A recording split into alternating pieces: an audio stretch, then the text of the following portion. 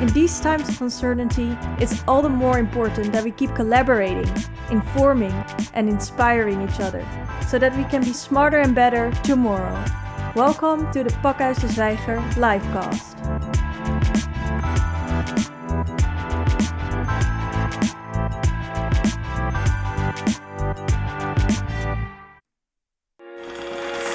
Welcome to this livecast on our future economies.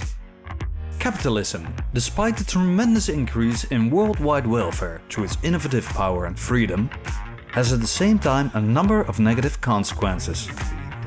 A transition is necessary to overcome ecological destruction, decrease in quality of life, and growing inequality. Given geopolitical developments, Europe has an important role to play in this transition.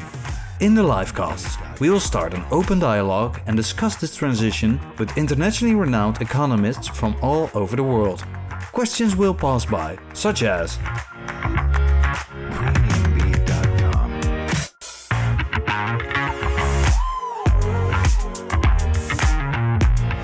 Each week, we will discuss these matters with 2 economists, resulting in 10 online dialogues in 10 weeks, where we will share viewpoints and collect ideas on how capitalism's innovative and creative powers can go hand in hand with fostering an equal and just society. A different subject every week.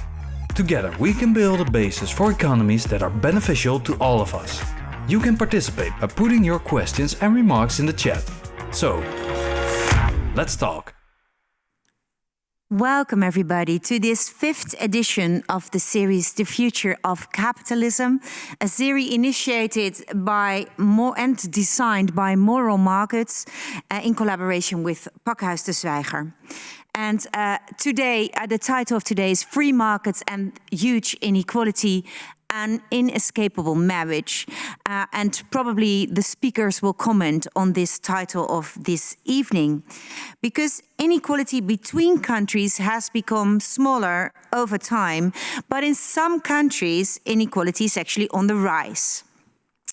Many fear that societal uprisings and further polarisation can be the result if this inequality gets bigger.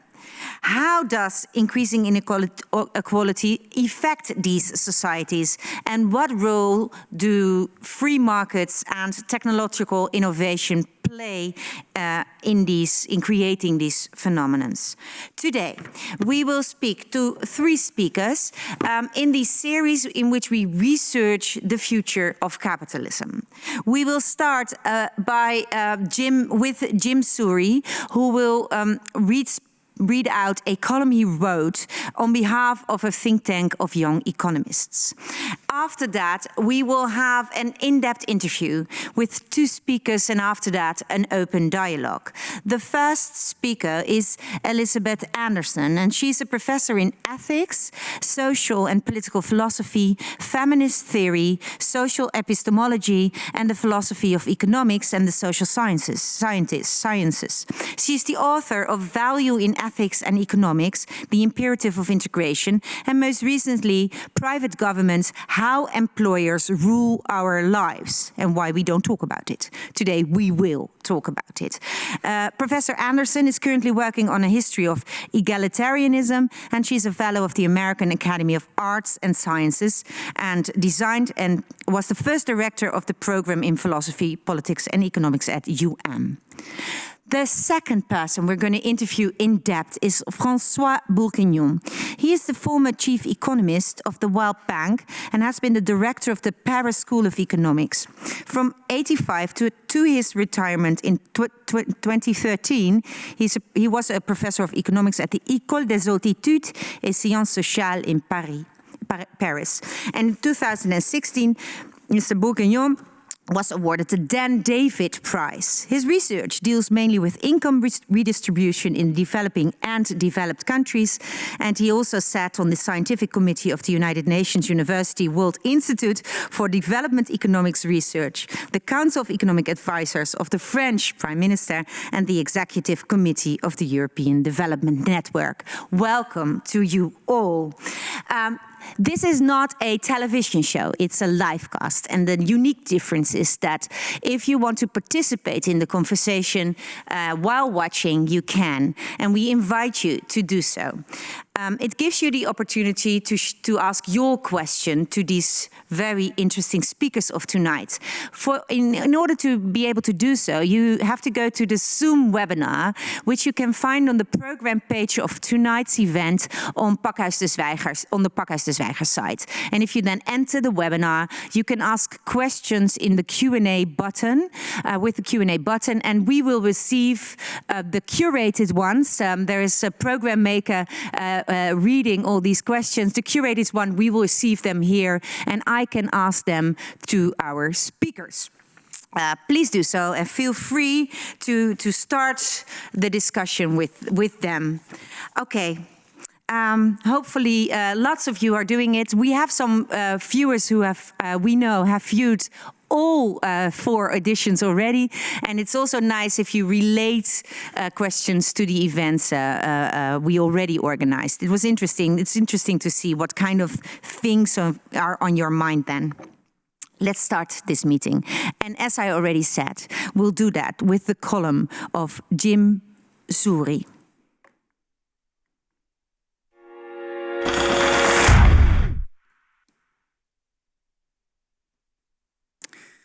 Today, we talk about the relationship between free markets and equality. In my view, in the end, it's about freedom of the people. Linked to this view, Scottish freethinker Francis Wright famously quoted, "Equality is the soul of liberty. There is, in fact, no liberty without it." In first instance, you might think that free markets will lead to free people. Anderson also argues that the origin of the free market economy emerges from the need to get rid of unfree labor and slavery and to get self-sufficient. Milton Friedman further states that free markets would offer decentralized decision-making power, and yes, free markets brought us a tremendous range of benefits. However, in our current market economy, freedom of one harms the freedom of another. A dominant free market economy, combined with the high inequality, actually leads to this centralization of decision-making power, which leads to even more inequality. Of course, this causality is restricted by social norms, but people are still subject to power structures which are enlarged by the dynamics of free markets. Anderson defines this as a negative form of freedom, where states have nothing to say about corporates. Within this form of freedom, we see the accumulation of power. We now find ourselves in a situation where most of the people work to make month's end, while others passively, directly or indirectly, via the financialization of the economy, benefit from this labor force. To repeat some numbers, almost half of the global wealth is now owned by 1% of the population. The value of the combined assets of the richest 10 people is higher than the yearly GDP of most countries. And in 2018, it took only 26 billionaires to equal the total wealth of the poorest 50% of mankind. In order to change this trend, today's guests already gave some guidance. For example, democratizing corporations by empowering workers, correct free market values via regulation, and a more equal distribution of opportunities like access to credit, healthcare, and education. Furthermore, if we want to have peace and a more free and equal society, with a growing population and a staggering decline of the quality of our natural world, we must redefine the way we consume.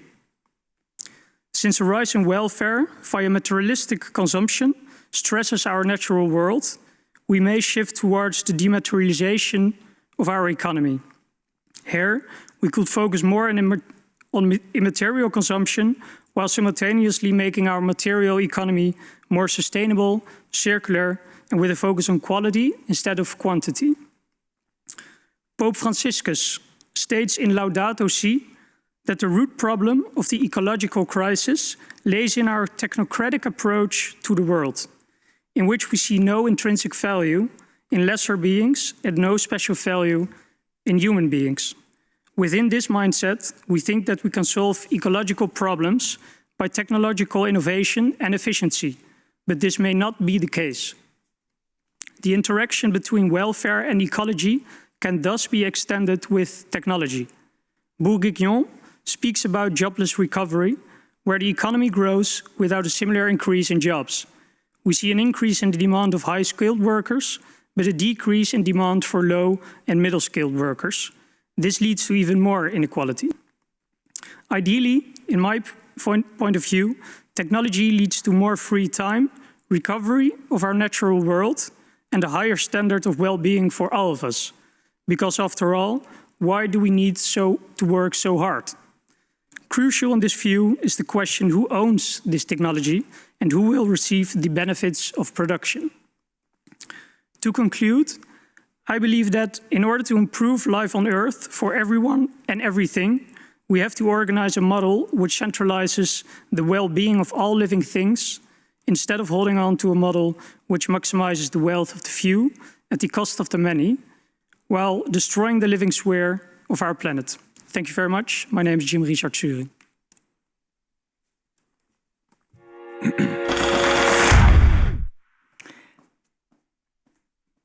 Thank you, Jim Suri. Yeah, let's move on to the first in-depth interview with Professor Elisabeth Anderson by David van Overbeek. David van Overbeek, the floor is yours. Thank you, Natasha.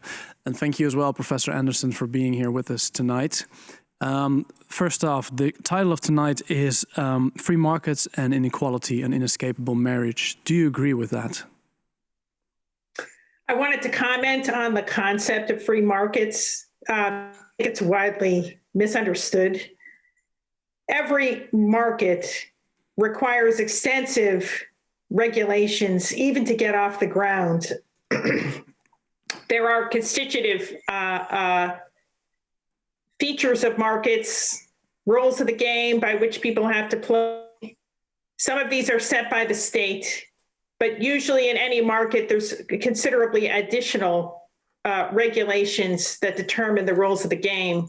Often when people speak of free markets, what they want is the state to minimize regulation. But in practice, what that means is the power to construct the additional rules that govern that market is handed over to the most powerful economic agent. And that I find fundamentally problematic, because that agent invariably write the rules of exchange in its own interests and at the expense of counterparties. So that's a fundamental disagreement I have, is that there have to be lots of regulations in any market. And the question is, who is going to make those regulations? Will it be the state, which in a democratic order is accountable to the people? Or will it be the most powerful actors, economic actors, those with the most wealth or perhaps a monopoly position who exercise market power? In order to constitute markets justly, I think we need a robust role for the state to set the rules of the game fairly, and also to think very seriously about market power and regulations needed to minimize market power, for instance, through antitrust regulation. Yeah. Thank you very much. Very interesting question. I think we'll come back to that later in the discussion tonight. Looking forward to moving into more depth about that as well. Ms. Anderson, just to set the scene for tonight a little bit more, in your book, Private Government, How Employers Rule Our Lives, you mentioned that firms are political in a sense. What do you mean by that? Well, government exists whenever you have some people in a position to give orders to other people that they disobey on pain of some sanction. And on that very capacious notion of government, then every firm is a government, because you have managers giving orders to workers, and the workers could be punished by being fired or demoted or harassed in various ways if they don't follow those orders. So then if we ask, well, what is the typical constitution of the government of the firm? At least in United States, the constitution of the firm is fundamentally a dictatorship or maybe an oligarchy in which the governed, that is the workers, have no power. So they don't have any rights of participation in that government, even though they're ruled by it. And that's really the source of domination within the workplace in a formation that I call private government. So in your book, for example, you use Ronald Coase's theory of the firm, for example, and you illustrate that firms are kind of small command centers, command economies, where contracts intentionally, for example, leave vague the exact duties of work. And you seem to imply that this vagueness is not accidental because it almost always seems to benefit the employer. How does this vagueness, for example, in these contracts benefit the employer or the upper party? I just want to stress that any well-run organization is going to have to leave a lot of room for discretion in order to get its business done.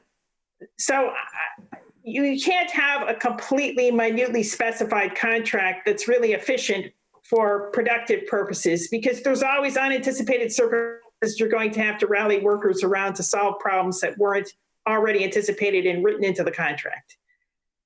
The difficulty is that, at least in the American context, the terms of the employment contract are so open-ended that they give power to employers to regulate workers' lives in ways that really have no efficiency rationale whatsoever.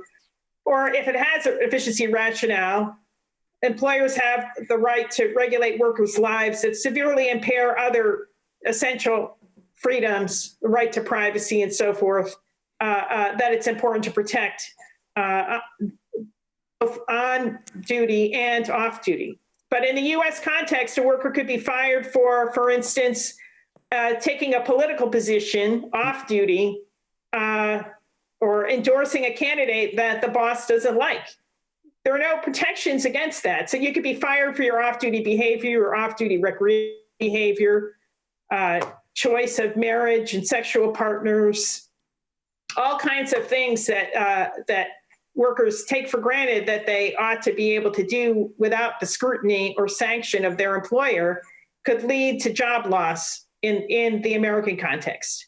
So we have an open-end kind of power that bosses have over their workers, and innumerable cases in which they've exercised that power, even though there's not even a remote hint of economic rationale for it. Isn't this an extreme example, or is this more common than we tend to think it is? In fact, it's extremely common. So a very large percentage of American workers are subject to suspicionless drug testing. They have every word monitored, every keystroke monitored, even when they're on breaks. They can have their phone conversations with their family monitored if it takes place within the office. We see a regime of comprehensive surveillance and minute control of innumerable workers at work. And these are not isolated. We're talking about large percentages of American workers are subject to this kind of regulation. So many workers actually lead lives of quiet desperation, coerced by their lack of bargaining power and some harsh or perhaps sadistic bosses? Oh, absolutely. For instance, let's just take the example of sexual harassment. Almost all workers who suffer sexual harassment keep their silence. Why? Because there's no possibility of getting any justice within the system. In fact, the vast majority of harassment lawsuits that are filed in the United States are actually for retaliation rather than for the original harassment, because they get fired if they complain. Well, it's known to workers that they'll get fired if they complain about conditions, so no wonder conditions are awful. And it's not just sexual harassment. There's all kinds of that goes on at the workplace, and there's no regulations against that as long as the boss isn't discriminating in the bullying behavior. It can go on, and workers have no recourse under the law at all for that. Yeah. So what can we do to make sure that market relations become more voluntary or more equal, so to speak? Well, I do think that here's a place where the United States could learn something from some European practices. I think that we have to reform the constitution of the government of the workplace and elements of democracy. And it's high time, for instance, the United States started experimenting seriously with models of co-determination, which were pioneered in Germany. And we also need to strengthen labor unions, which are the fundamental basis which workers can complain about work conditions and still have protection from getting fired for the mere act of complaining. So are any of these ideas, because as you mentioned, they are very embedded within the American context, are some of the ideas you mentioned applicable to the European context as well? Or is it just possible that you could learn from the European context and there's nothing wrong with that? One of the phenomena that we see across many capitalist countries is the rise of precarity. Are temporary workers, 0 hours contract workers, and these people are incredibly vulnerable. So even the minutest kind of unsatisfactory behavior from the manager's point of view could lead to job loss or not enough hours to support oneself. And so that also, I think, makes many workers in Europe as well as the United States vulnerable to arbitrary and abusive treatment by their employers because they have such a continuous connection to the party who's directing their labor. Yeah. So we started off this interview by asking the question, is it an inescapable marriage, free markets and inequality? And I'd like to ask you as a closing question, Ms. Professor Anderson, is this idea of this coercion in work, how should we regulate that? How should we build, for example, regulation around that? Should it be coming from within firms themselves or from governments, politicians, and who is going to do that? I think we have to design the constitution of the government of the firm to empower workers to have a voice in management. And that's critical. So what I would say is it isn't inevitable. There's not an inevitable marriage between markets and inequality, but you have to get the regulations right, and you have to have regulations that empower the parties who in the current system are relatively weaker, and you have to have regulations that break up concentrations of power, such as we see, for instance, in technology, where we have companies that completely dominate high tech, right? There has to be antitrust.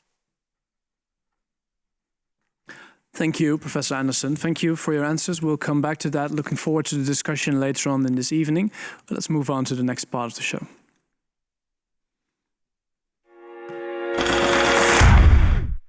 Yes, and that's the in-depth interview with Professor François Bourguignon, again by David van Overbeek. Thank you, Natasha. Professor Bourguignon, thank you very much for being here tonight as well.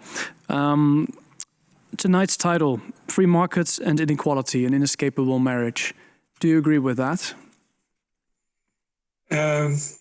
Roughly, yes. But I believe that you need to introduce many nuances in this statement. We had the market for many, many years. If we go back to Second World War, we had markets ever since then, but for 30 years, inequality didn't change. And it is true that we started to see some increase in inequality, in income inequality. I'll come back to what inequality is about. Mm-hmm.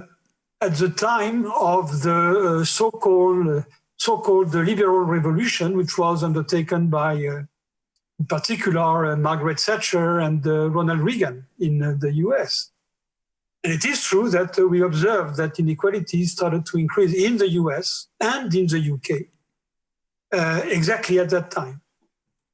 Continental Europe, it was a different story. So this means that certainly the deregulation that took place in those days, which to some extent made markets freer, played a role in the increase in inequality. But there are other factors which played a big role. Globalization was certainly a huge factor in increasing inequality, basically by providing or by modifying the allocation of total income between capital and labor. Capital benefited much more than labor from globalization, and labor, to some extent, was hurt by globalization. And another factor which is quite important is technology. So to say that deregulation is more important than globalization or is more important than technology is difficult to say. Moreover, we can see that the three factors play together, and that the structure of markets is affecting the change in technology, and the structure of the market is affecting and is affected by globalization. Yes. So roughly, yes, I agree with the fact that freer markets is generating in general more inequality, but the channels are maybe a bit different. Yeah, so it's deregulation, globalization, technology, all of these forces, you need to combine them together to explain for this rise in inequality in some countries, you mentioned. Just to get... Yeah, I would like to add something on inequality. I think it is quite important to make a distinction between what we call market income inequality. That is, this is inequality in the incomes that are generated by the market. Labor, wages, dividends, capital gains, etc. And what we can call disposable income inequality, which is the same inequality after taxes and transfers and all kinds of benefits which are being given to people at the bottom of the market income distribution. Yeah. And what happens is that we observe that in many countries, in most advanced countries, there was an increase in market income inequality at least until the beginning or maybe the mid-2000s, maybe until the crisis of 2008. Then it stopped, except in the US. And at the same time, observe that disposable income inequality didn't behave in the same way. And the disposable income inequality has been much flatter over time than market income inequality. This is quite important because it shows that the redistribution system is able to correct the inequalities that are directly generated by the market. Yes, thank you. Very good distinction. So one of the other things that caught my attention when reading your book is that you say factual measures of data and statistics don't always rhyme with prevailing popular opinion. As you mentioned in your book in 2015, most Americans did not believe that inequality had risen over the last years in their country, despite evidence pointing in the other direction. Has this changed over time? Do people in America and Europe agree now more that there has been a rise in inequality, as you just mentioned? I'm not sure, but Elisabeth Anderson might have a better position to answer that question. But I don't think that this has changed quite a lot in the US. The point is, the main point in the US is that the way the public opinion is looking at inequality is not by looking at income, current income inequality. It is more by looking at opportunities. And for a long time, some sociologists say that things are changing, but for a long time, the American public opinion saw that this was a land of completely open opportunities, yes. Free opportunities. And academics know that this is not the case. But there is still this kind of illusion in the mind of many American people. So it was quite interesting to see that this increase in inequality, that big increase in inequality, that income inequality that was observed in the US, didn't trigger big reactions, basically because people kept living on the illusion that there was some equality of opportunities. Yeah.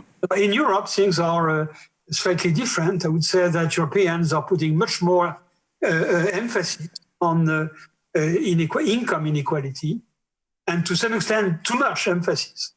And I can tell you, public opinion, public polls, opinion polls, not a long time ago, showed that in the Netherlands and in France, many people, more than half of the population, thought that inequality had increased over the last 10 or 15 years, whereas this was not true.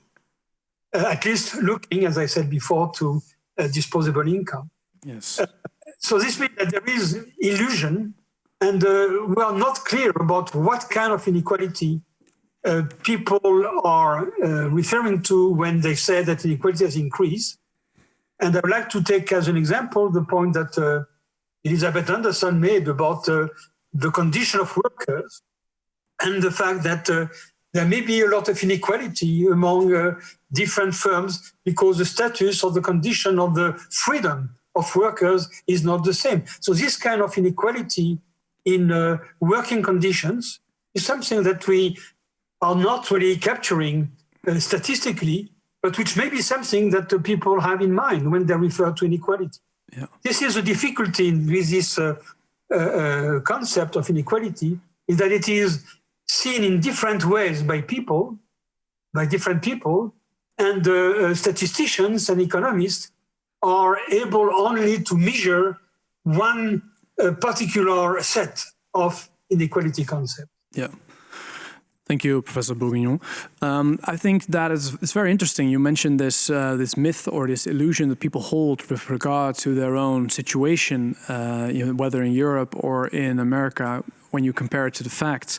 And in this series, we're trying to reimagine capitalism, which also means taking a critical perspective with regard to our own presuppositions, you could say. In your book, you mentioned another one. You actually take arms against this idea of a general trade-off between an efficient economy and a just one.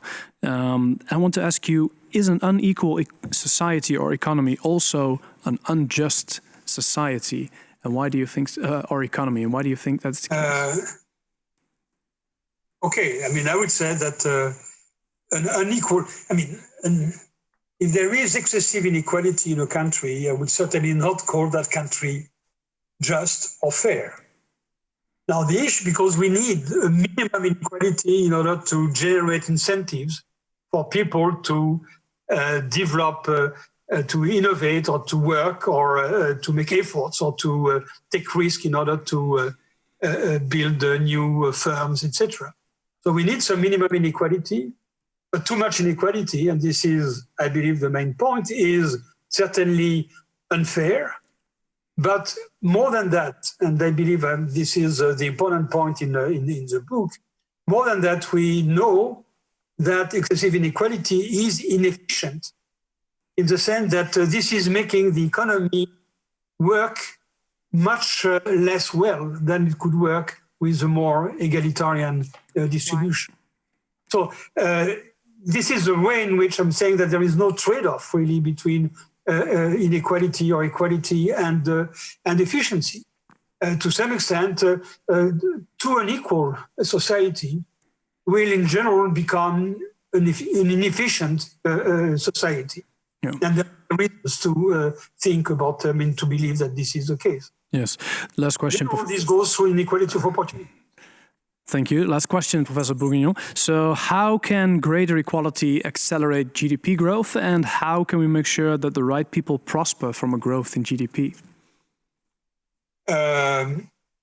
Okay, first, we want to make sure that the produce of GDP growth is distributed in a fair way in the population.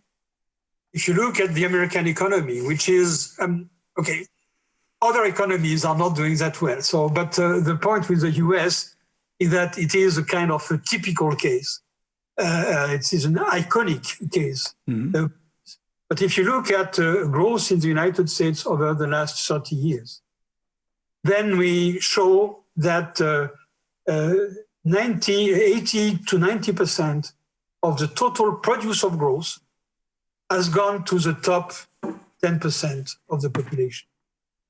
When you look at the median household in the US, over the last 30 years, the increase in the standard of living of this median household has been a few percentage points in 30 years, when the economy, when GDP per capita has been growing at least 1% every year over the last 30 years.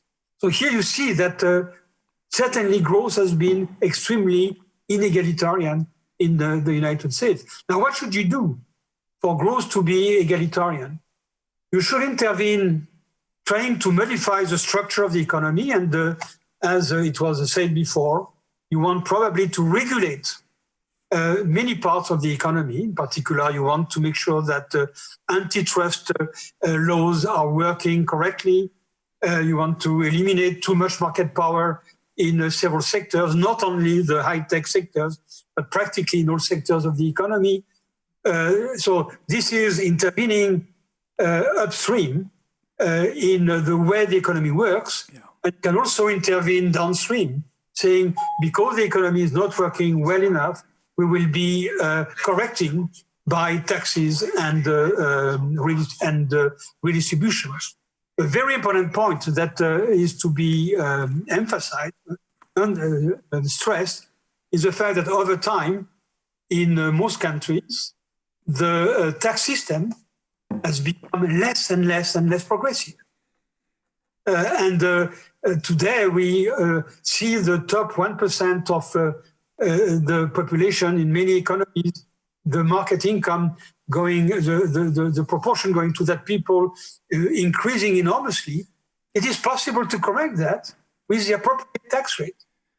But in societies where tax rate has been being reduced year after year, then of course this is not possible. And the only way redistribution inequality has been contained or has not been growing faster in the US is basically because very much has been done at the bottom in order to try to help all those people who are in precarious conditions, all those people who are at the limit of getting a job or not getting a job.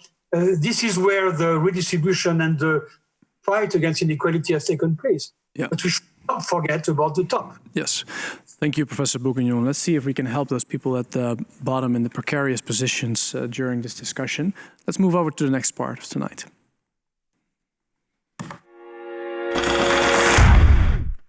Yeah, and that part is actually the open debate round, where the speakers are just invited to respond to each other. And we will also pose some questions the audience actually has for you.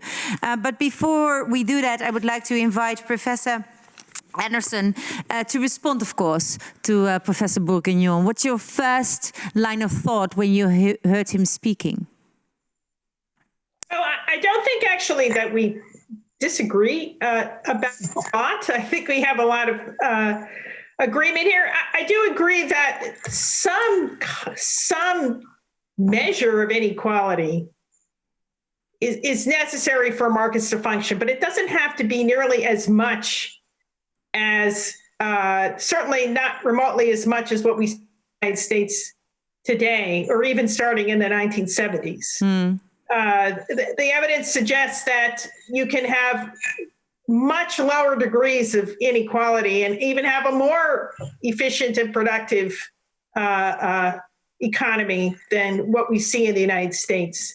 I want to comment on equality of opportunity and why that has been historically such a powerful notion in the United States.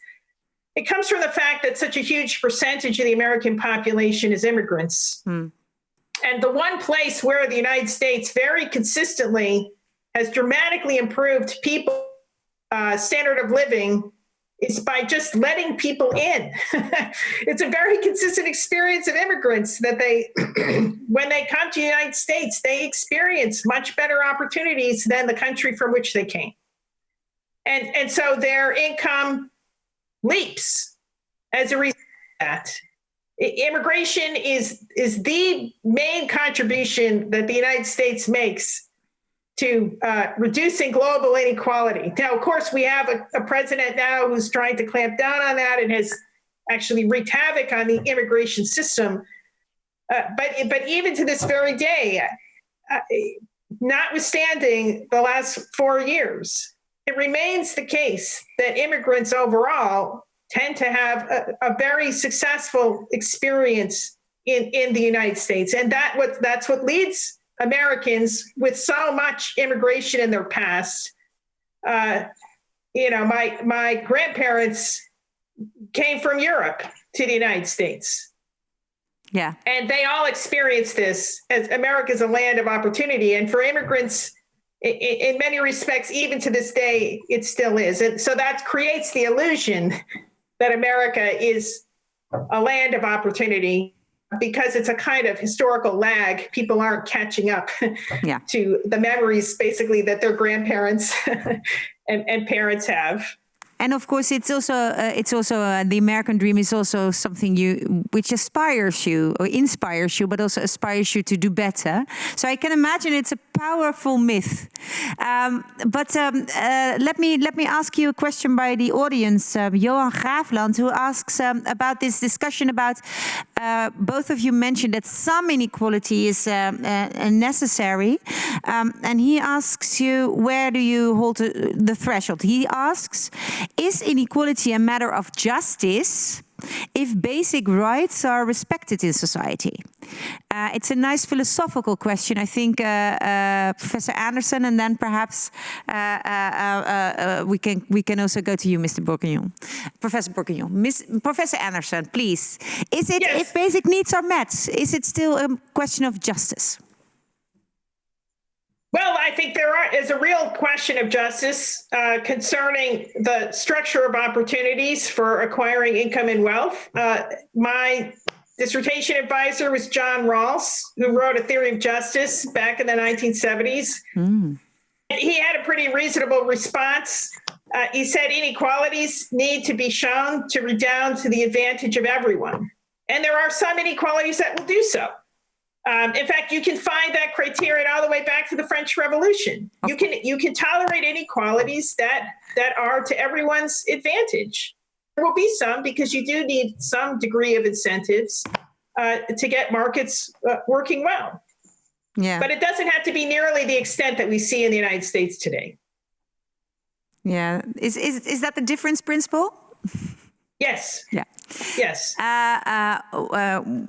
Can imagine it's great to write a thesis with John Rawls as a promoter.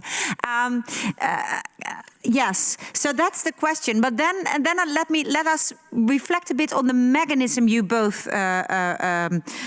we would like to investigate, and that is, you say that some amount of inequality is necessary, but the amount of inequality we now see, for instance, in the US, is not productive and even not benefiting an efficient or well-functioning economy. Can you elaborate on that a bit, Mr. Bourguignon? Yes. I would like to tell you about an anecdote. I mean, when I was in the World Bank, I visited very often China. China was doing extremely well in terms of growth, but they were doing extremely badly, or well, I don't know what word to use, in terms of inequality, because inequality was growing very, very fast. So I was telling them, look, you must be very careful, because if you let inequality go up too much, then at some stage it will become a negative factor for economic growth. Yeah. Then they understood the argument, and then the question was, could you tell us exactly at what level this coefficient of inequality should be for us to take action against inequality? And of course, this is exactly this question that you are asking. How much is a reasonable level of inequality and how much is excessive inequality? There is no rigorous answer to that question because it depends on too many parameters. Yeah. But yes, we have the feeling that when after many years of stable inequality, we see the inequality is increasing enormously, it is very hard to believe that there is not something wrong going on. And that if the issue was only to maintain the incentives of people in order to generate the resources that is needed by the collectivity, then if suddenly we see inequality going up that much, there must be something wrong. And I don't think that we can go much beyond this kind of argument. But I would like to come back on one point, which was the equality of opportunities and the inequality of income. There is in the economic literature a very interesting curve, which we call the Gatsby Curve, referring to the John Fitzgerald, novel of Gatsby. And this curve shows that there is a very strong correlation between the inequality of opportunities as measured by the intergenerational or the correlation between the earnings of fathers and earnings of parents and earnings of children. And there is a big correlation between this inequality of opportunities in the sense that the income or the earnings of one generation depends on the parents, and current inequality of income. So inegalitarian countries in terms of opportunities are inegalitarian in terms of income. Mm-hmm. So this is interesting in the sense that it shows that there is a direct link between those two concepts, and probably the way to correct inequality is to try to equalize opportunities as much as possible. And this goes through education, this goes through taxation on inheritance and this kind of thing. There are many ways we can do that. Now the point is probably that we don't do that enough. And the last remark I wanted to make about what has been discussed earlier, and this reference to the French motto, liberté, égalité, fraternité. Yes. I think it is quite important to keep in mind that the equality that those people had back at the time of the French Revolution was not the vertical inequality we are referring to today. It was much more horizontal inequality, in the sense that people should be facing the same treatment in the society. There cannot be any kind of discrimination between gender. There cannot be any discrimination between races, between different age groups. All people should have the same possibilities, should have the same rights. And this is this equality that the revolutionaries insisted upon. And I believe this is, again, another dimension of inequality, which is quite important today. And when we want to analyze, for example, the populist movements in many countries, I think it is important to keep in mind that this kind of horizontal inequality is important. For example, we observe in the US, in the UK, in France, that the populist votes in those countries are very much related to a distinction between small cities and big metropolis. People who are left in small cities which are decaying, and people who are living in a very dynamic context in big cities. This is a typical horizontal inequality that may be more important than the vertical income inequality and the fact that some people are earning much more than others. Connie is asking a question related to that, one of the people in the audience. I don't have a last name, but she asks you, Professor Bourguignon, the question, do you agree that equal rights, she quotes, in an unequal society and large social inequalities. I'm not sure I understood the question. I mean, unequal rights or equal rights? Do you agree, she asks, that focusing on equal rights in an unequal society enlarges social inequalities? Yeah, the issue with I'm sure that Professor Anderson has very much to say about this. Yeah, we'll go to her. The point is that it is very difficult to oppose rights and actual possibilities. I may have the right to do things. I may have the right to work. But what do I do with the right to work if there is no work in the society where I'm living? Clear. And there is a kind of tension between rights and realities and actual outcomes, let's say rights and outcomes. And I'm not sure that we should simply stick by equal rights and to say, because we have decided that rights were the same for everybody in the society, we are living in an equal society. This is not true. The point is that we have to put rights in front of the rights that can be exerted and those which cannot be exerted. Professor Anderson. You can't do everything with rights, okay? Rights are fundamental. They're a foundation of a free society, but you also just have to have sound policies and also a pretty robust system of public investment. One of the things that's happened in the United States is an awful lot of shrinking of the state and reduction of its capacity to invest in public goods. We have a decaying infrastructure. We're not transitioning effectively to a zero carbon economy. We need just massive public investment that isn't happening, and our schools are decaying, and our healthcare system is monopolized and exploitative. So we just there's a whole panoply of policies that call rights that nevertheless are absolutely indispensable to creating a more just and equal society, and frankly, a more efficient one. It's simply not efficient to have an economy in which workers get sick because their safety isn't protected at work and we have pollution everywhere.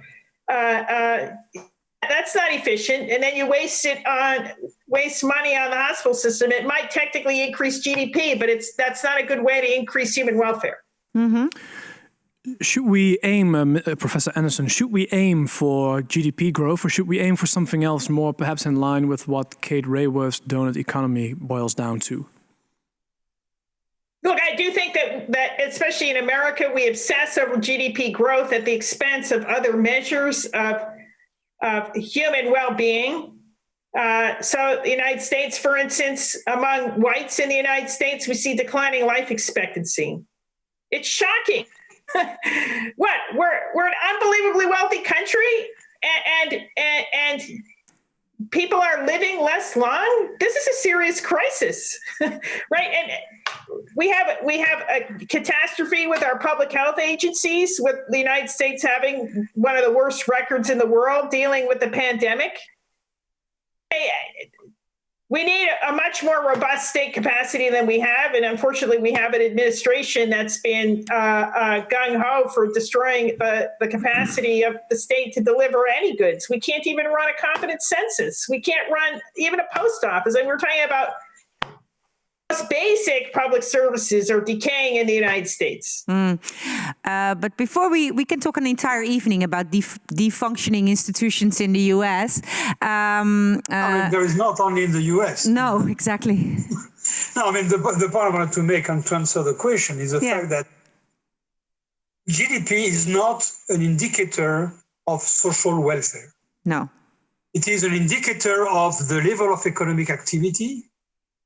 And we may believe, or we may expect, that higher GDP from a year to the next will correspond to a better life for several people. in the economy. But we cannot be sure that everybody will be benefiting from it. And over the long run, we certainly want to take into account other aspects of welfare, individual and social welfare. The example of life expectancy is very good. On top of that, we know that life expectancy is going down in the US, not because everybody has less life expectancy, but because a particular group of people are dying much earlier than it was the case before. And they are dying because they are in difficult and very precarious situations. Yes. And this is a very, very important element that we want to take into account. And it is not clear that it is well captured by inequality figures. But this typically is the kind of thing that we want to take into account. A few years ago, there was a commission, which was the initiative of the French president, and the head of the commission were Joe Stiglitz, Amartya Sen, and the French economist Fitoussi. I was part of that commission, and this commission produced a report which is called Beyond GDP. Yes. And insisting on the fact that statistical institutes should go beyond measuring GDP. I mean, the point to say, which is to say everything is fine because GDP is increasing, this is wrong. And we have many examples of that, not only in the US, I mean, in all countries of the world. Yes, thank you, Professor Bourguignon. I have a question for Professor Anderson. You just mentioned that we don't only need laws or policies, but we also need something else. And during this series, we're trying to reimagine capitalism, which is also trying to take note of some of the presuppositions that we hold, perhaps some of the myths in capitalism that we hold, but which are actually debunkable. Now, you could say that sometimes this inequality is justified, and this is also a question from our audience, because these rich billionaires, they also contribute to society because of the innovations that they hold and the jobs they create for people. Do you think that is a myth? And if so, how can we debunk it? Look, it's absolutely a myth. To whom do you attribute job creation? Jobs come from interaction of many elements, including consumer demand, right? So you can't just attribute it to the CEO of the corporation. We also have macroeconomic policy. Is the central banking system running policies to create a tight job market or not? There are many factors that enter into this. And I am very much disinclined to credit the leading tech companies in the United States with as much productivity as their income. Look at the incredible destructive effects they've actually had. Facebook, for instance, has destroyed American newspapers at the local level. There's no more local news left, okay? And what that means is it's actually been measured. The cost to municipalities, small cities who don't have a newspaper, of borrowing money to pay for essential infrastructure, even like repairing the streets, the interest they have to pay rises when there is not a local newspaper. Why? Because lenders, creditors suspect that when there's no press who's supervising the activities of the local government, some kind of corruption is likely to go on, and self-dealing and contracts that are overpaid in order to get votes from powerful business people in the locality. So everybody pays more money because Facebook has a relative monopoly on advertising revenue that's destroyed local papers. But it's worse than that. They're undermining democracy. The Facebook feeds are pumping propaganda and conspiracy theories, to everybody's Facebook feed, right? And the country's going, there are other things besides looking at their profits to determine whether they're actually adding value to people's lives. Yeah. And I have a lot of problems with that assumption. Yeah, and you could even say that the commission of that was headed by Stiglitz for the French government, which proposed a broader definition of well-being instead of focusing on the GDP. And in our country, the Netherlands, we also have now a new framework, right? It's called broader well-being as a measurement beyond GDP. You could also look at companies like that, right? Not focusing only on the profits, but on the general attribution to other values for society. We started this conversation with a column of Jim Suri, right? In a few minutes, I'm going to invite him to join us to reflect on that. But one of the things he said was that for him, creating a more just world or a more equal world, it would also talk about dematerialization of consumption. And we already talked a bit about natural environment, the impact on climate change and the lack of climate policy. But Marije Schaafsma, who's also watching, is asking us to reflect a bit on that as well. So on the definition of consumption, dematerialization, and she asks, what is the relationship between inequality and the natural environment? Professor Bourguignon, would you like to tell me what you are thinking when you hear a question like that? Okay, I would say that it would depend very much on which country we are looking at. If we look at some developing countries, poor people are making a lot of damage in the environment, for example, by burning forests or tumbling trees. And at the same time, we can say that those people in the Amazon who are burning the Amazon forest in order to grow more soya or whatever are also destroying the environment.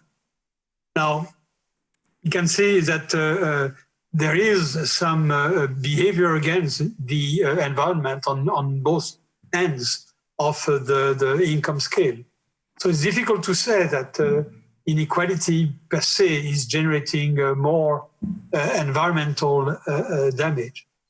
And the main point about the environmental damage is really a global issue. So we cannot say that, and the total emission of CO2, which is really the big issue of the environment today and for the next few centuries, is a global issue and this time depends on GDP, or depends also on the structure of GDP, but depends on the size of GDP. And this is a very difficult issue. For example, let me take another example at the international level. The Chinese are a big polluter in the world. Now they say, look, we are a big polluter because we are producing goods which are coming with a lot of CO2 emission. And we're producing those goods which were produced by advanced countries before. And we're producing those goods which are consumed by advanced countries' consumers. So who is responsible for the pollution? Is it the final consumption, or is it the producers in several emerging countries? And you see that this has a direct impact on inequality, because China is still much less rich than the United States or than Europe.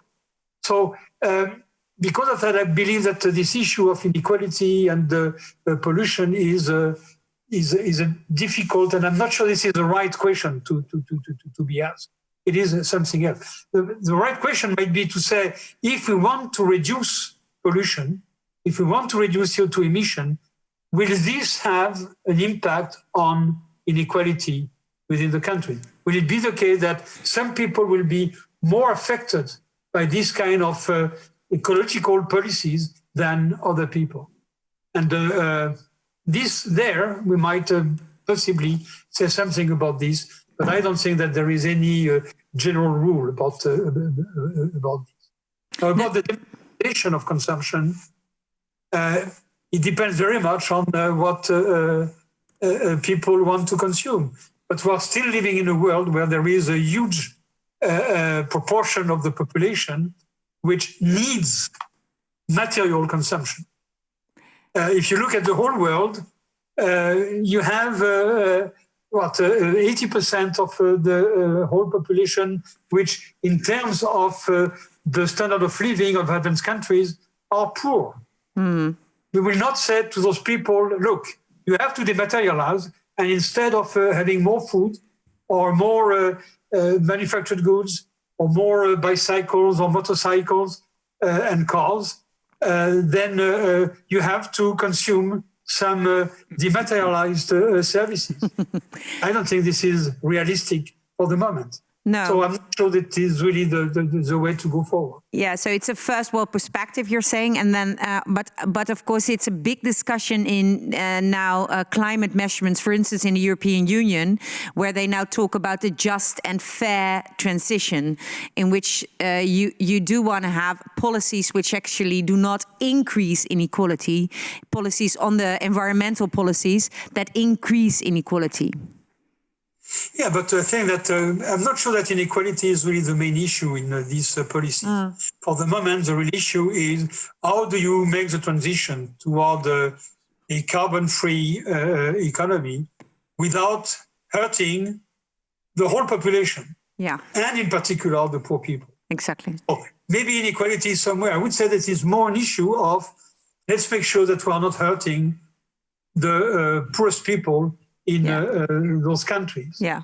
And there is nothing obvious in doing that. We have to understand, and this is really the big problem for those environmental policies. We have to understand if you want to transition toward a carbon-free economies, there will be a cost to be paid, and this cost will have to be paid by more or less everybody in our society.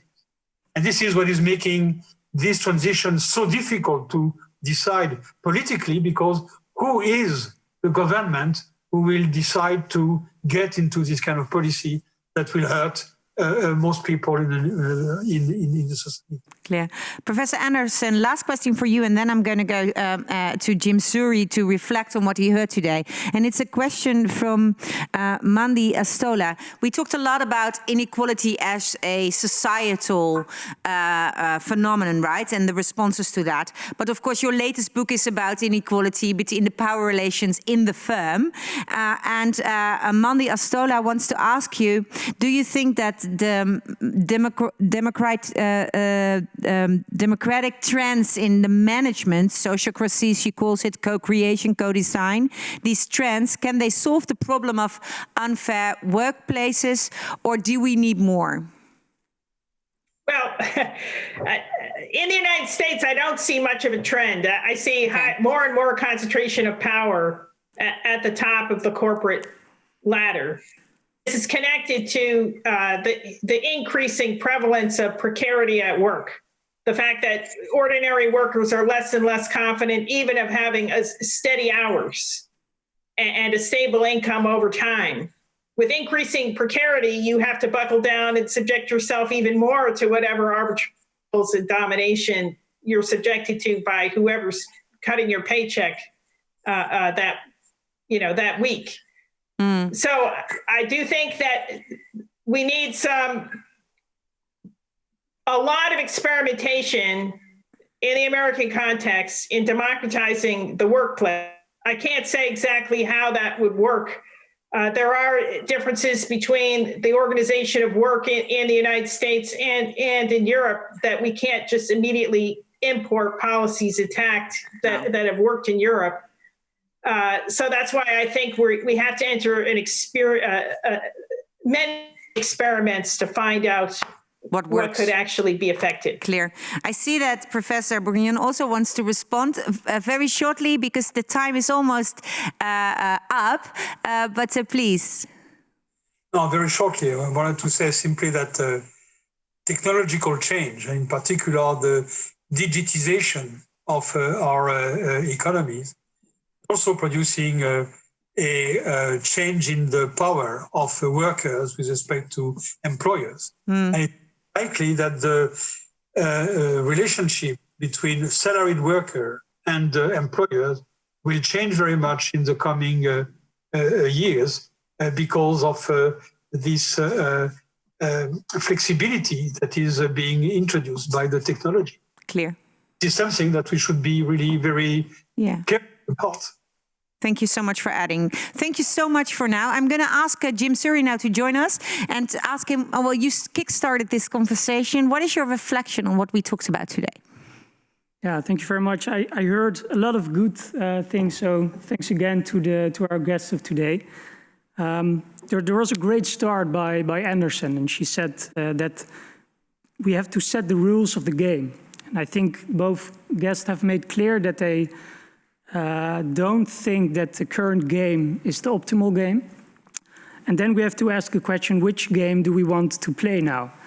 And again, I think we have to play a game where we centralize the well-being of everyone, and not every human being, but the entire planet as a whole. And of course, we need more equality in order to do that. It was a difficult question for Bourguignon as well, and for me as well, to define the optimal level of this inequality. But I think equality goes hand in hand with freedom. And if you find an optimal way, we have to use innovation and technology in order to strive for more well-being. And we also have to make sure that in this path, we are limited by our planetary boundaries. So there was a lot of being has been said about GDP, economic growth, but of course, most of the urgent problems today is that the rise of our global economic welfare is at the cost of our natural world. So if we talk about equality and freedom, it's not about how humans perceive it, but for the entire planet. A broader perspective.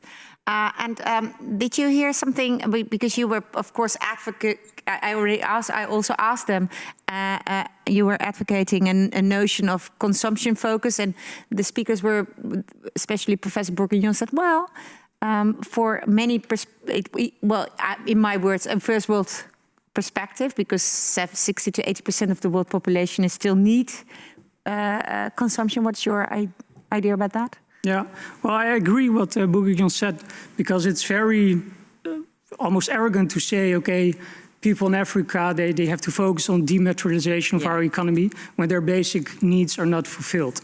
But on the other hand, in developed countries, where we have a lot of materialized economic welfare, we do have the ability to shift towards the dematerialization of our welfare. Yeah. One of the trends that both Professor Bourguignon and Professor Anderson mentioned was the rise of the precarious work in, especially, for example, in Europe or in America, so the Western world. Do you worry about that as well? What exactly do you mean with it? The rise of precarious jobs and precarious work. So no fixed contracts, fixed hours, no gig economy, labor relationship, which is a bit secure. Yeah. Well, yeah.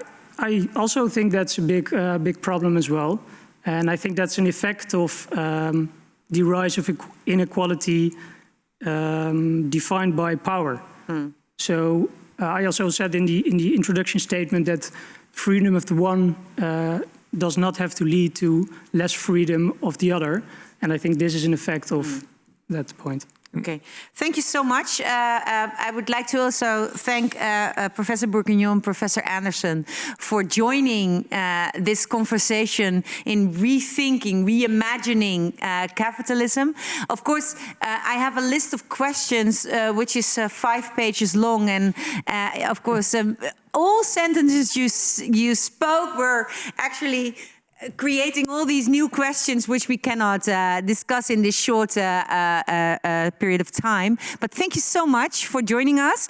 We will continue this conversation, especially on, of course, precarious situations in developing countries and the responsibility for richer countries next week, because we have Mohammed Yunus and Jeffrey Sachs with us. But it's very important for you, because we're going to pre-record that session because of the time difference with Bangladesh.